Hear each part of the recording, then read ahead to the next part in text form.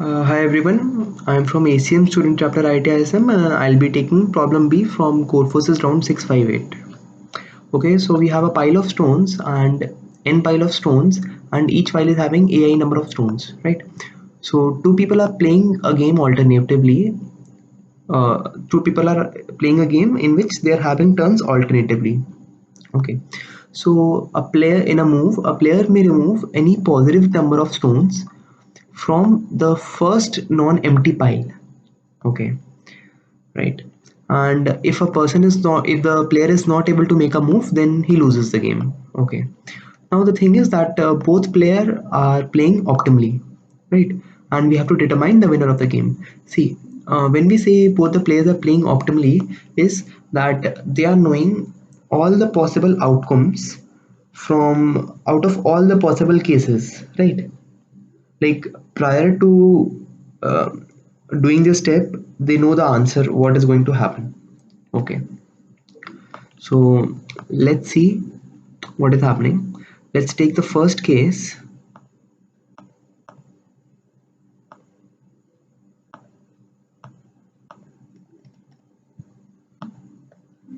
which is 3, 2, 5 and 4, right? So here my what I'll do is, my player 1 is having a chance, right?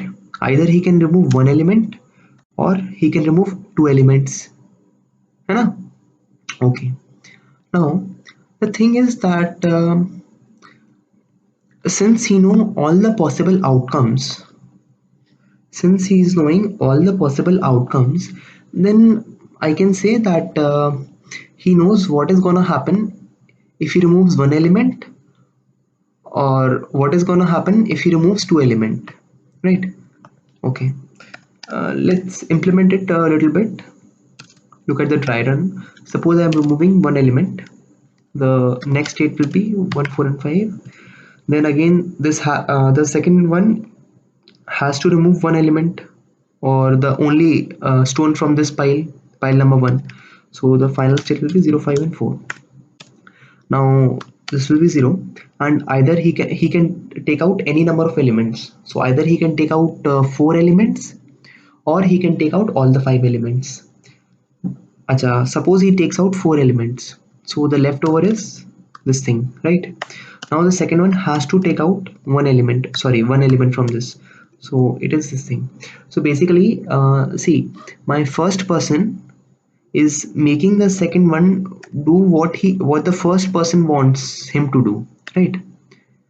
See, when we have one element, what is happening is we are acting according to others wish. But when we have an element greater than one, then we can act according to our wish. Okay, this is what is happening.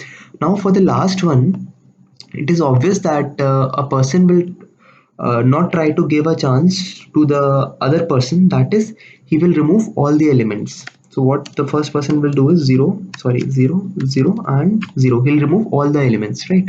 Okay, and from this the first person is winning. Okay, so let's see what is happening is the problem comes when there is only one element, है ना?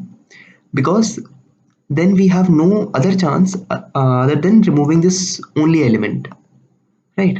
So first we'll find the consecutive. Suppose let's look at one more case. It is 1, 1 and 2, right? So the first one will remove an element, the second one will be removing some element, and again the first one is having a chance, right? It is 1, 1, 2, 2 and 3. The first one is having a chance, right? So he can remove either one element, or uh, he can empty the pile in either one step or two steps, right? And since they are playing alternatively, so their winning or losing will depend on the number of steps, either they are even or odd, right? So, and they have given that they are playing optimally, so they know the possible outcomes from all the possible cases. So when he's basically, when someone is having an option of winning, he'll surely win, right? He has an option of finishing it in one step or finishing it in two steps. right? So here I can say by whatever the further array be, whatever the further array be, my first one is gonna win, right? Because either he can finish this in one step or two steps. Similarly for this one, uh, whatever my further array is going to be, my second one will be winning, right? Because he has the first opportunity to choose either one step or two step, right? So what we are going to do is we have to calculate the consecutive number of ones from the left, right? And if they are equal, if they are even number of ones, that is my first one is having the chance, and he will win. He will play such that he will win. And if there are odd number of ones, like in this case there is one, then my second one is having a chance to play, and he will play in such a way that he will win, right?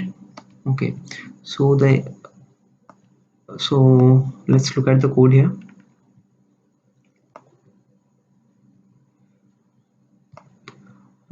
Starting from the left, I'll calculate the number of consecutive ones, and if there are even number of ones, my first one will win, otherwise my second one will be winning it.